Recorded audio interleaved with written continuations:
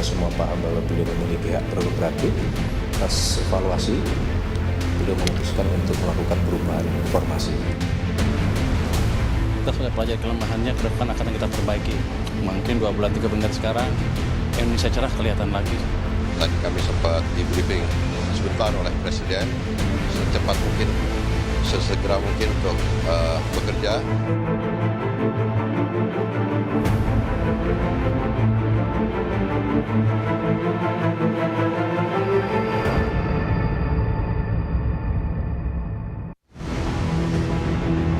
Perombakan kabinet memang hak sepenuhnya Presiden Prabowo Subianto. Namun ketika Prabowo memutuskan merombak kabinetnya kemarin, tetap saja alasan pergantian menjadi pembahasan publik. Jika pada reshuffle pertama Februari 2025, Presiden hanya mengganti Mendikti Saintek Satrio Sumantri Brojonegoro, maka reshuffle kedua ini, Presiden merombak 5 kementerian di Kabinet Merah Putih. Menteri Keuangan yang tadinya dijabat Sri Mulyani diganti oleh Purbaya Yudi Sadewa. Purbaya sebelumnya Ketua Dewan Komisioner Lembaga Penjamin Simpanan atau LPS. Purbaya juga pernah menempati sejumlah posisi penting di pemerintahan. Dia pernah menjabat sebagai Deputi Bidang Koordinasi Kedaulatan Maritim dan Energi di Kementerian Koordinator Bidang Kemaritiman dan Investasi. Menteri Koperasi Budi Aris Setiadi digantikan oleh Ferry Juliantono. Ferry Juliantono sebelumnya menjabat sebagai Wakil Menteri Koperasi. Posisi Menteri Perlindungan Pekerja Migran Indonesia, Abdul Qadir Karding, diisi oleh Mukhtarudin. Mukhtarudin sebelumnya merupakan anggota DPR RI dari fraksi Partai Golkar. Menteri Pemuda dan Olahraga yang sebelumnya dijabat Dito Aryo Tejo juga digantikan. Sosok penggantinya masih belum diketahui. Posisi Menteri Koordinator Politik dan Keamanan yang sebelumnya dijabat Budi Gunawan pun digantikan. Namun, sosok penggantinya juga masih kosong. Presiden juga melantik kementerian baru yaitu Menteri Haji dan Umrah. Menteri Haji dan Umrah dijabat Muhammad Irfan Yusuf serta Daniel Anzar sebagai Wakil Menteri Haji dan Umrah. Yang menarik perhatian tentu saja pergantian Menteri Keuangan dari Sri Mulyani ke Purbaya Yudi Sadewa. Bagaimana tidak, Sri boleh dibilang sosok menteri paling senior yang sudah dipercaya sebagai menteri sejak era Presiden ke-6 Susilo Bambang Yudhoyono. Dia kembali menjadi menteri di era Jokowi dan berlanjut hingga ke Presiden Prabowo Subianto. Kelimpahan jiwamu kasih, dan nanti takkan kecewamu. Pegawai Kementerian Keuangan pun melepas dengan penuh haru Sri Mulyani. Dalam pidato perpisahan, Sri meminta para pegawai bekerja dengan penuh dedikasi dan integritas, serta membantu Menteri Keuangan baru, Purbaya Sadewa. Jalankan dan lanjutkan tugas dengan amanah, profesional, kompeten, dan jaga selalu integritas. Bantu pimpinan yang baru dan terus melaksanakan tugas dengan dedikasi. Saya pamit undur diri pagi hari ini dan mohon mulai saat ini untuk kami dihormati ruang privasi kami atau ruang pribadi saya sebagai warga negara biasa. Sepekan sebelumnya Sri Mulyani terkena musibah ketika aksi penjarahan terjadi di rumahnya di kawasan Bintaro. Sri Mulyani menyebut usai penjarahan dia tetap hadir di Istana Negara mengikuti rapat kabinet bersama Presiden Prabowo Subianto dan Wakil Presiden Gibran Rakabuming untuk membahas langkah-langkah mengembalikan ketertiban.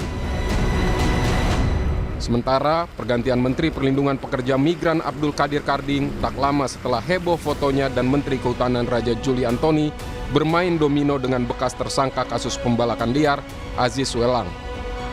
Dalam klarifikasinya, Karding minta publik tak menyalahkan Raja Juli sebab dirinya bertanggung jawab penuh saat mengundang Raja Juli main domino. Yang ngundang Pak Raja Juli itu saya dan itu di posko saya. Jadi kalau ada apa-apa saya tanggung jawab penuh. Tapi salahkan Raja Juli. Tapi in personal kenal nggak sih Pak sama Aziz Welang itu? Nggak kenal. Saya aja baru kenal setelah saya jadi seksi, setelah ada kejadian baru saya kenal. Dan clear juga dia secara hukum gak ada masalah. Sebelumnya, Abdul Qadir Karding juga menjadi sorotan setelah sempat meminta warga negara Indonesia mencari pekerjaan di luar negeri saja. Namun, Karding kemudian memberikan klarifikasinya. Konteksnya saya bicara itu adalah tidak ada istilah mengusir. Saya mengatakan bahwa ada alternatif pilihan yang cukup menjanjikan, yaitu bekerja di luar negeri. Saya harus menjadikan peluang kerja di luar negeri ini sesuatu yang dapat membantu mengurangi pengangguran, kemiskinan, dan juga berdampak pada pertumbuhan ekonomi masyarakat. Sosok yang juga di-reshuffle adalah Budi Ari Setiadi yang menjabat Menteri Koperasi.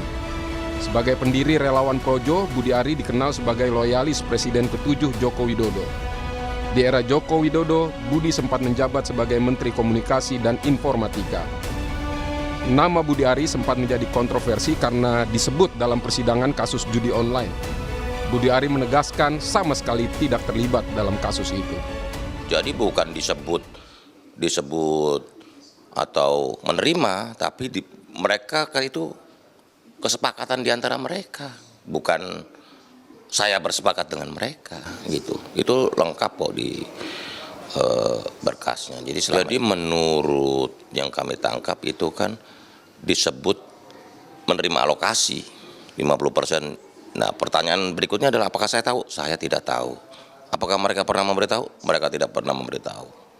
Yang ketiga, apalagi aliran dana. Media mengutip tergesa-gesa atau misleading atau memframing dan cenderung fitnah ke saya. Pengamat politik Adi Prayitno menilai menteri-menteri yang diganti pada reshuffle jilid 2 memang tak mendapat penilaian positif dari publik. Namun juga penting, publik menunggu apakah pergantian menteri bisa memperbaiki kinerja pemerintahan sehingga menjawab masalah hidup masyarakat sehari-hari. Ya, artinya menteri yang kemudian diganti ini kalau kita mau jujur adalah menteri yang sebenarnya tinggal nunggu waktu untuk melakukan pergantian. Karena dalam evaluasi publik ini kan resultantenya tidak positif, dia negatif, selalu mendapatkan sorotan. Yang kita harapkan dari evaluasi ini adalah soal bagaimana pergantian kabinet adalah memperbaiki kinerja tentu saja. Soal ekspektasi publik tentang kemiskinan, soal ketenagakerjaan, terkait dengan kemiskinan dan pengangguran, itu memang harus segera ada solusinya, Audrey. Publik itu tidak terlampau peduli dengan faksionalisasi yang ada. Publik tidak terlampau peduli siapa yang punya interest terkait dengan kepentingan politik di negara ini. Tapi at the end secara prinsip adalah pergantian kabinet, ada reshuffle dengan menteri yang baru, adalah performa kinerja mereka itu harus sesuai dengan harapan. Bahwa menteri yang baru itu harus mampu memberikan satu jaminan bahwa ketika dia ditunjuk dan kemudian menjadi menteri adalah sebagai sesuatu yang memang harus sesuai dengan ekspektasi. Tapi nama-nama ini sesuai.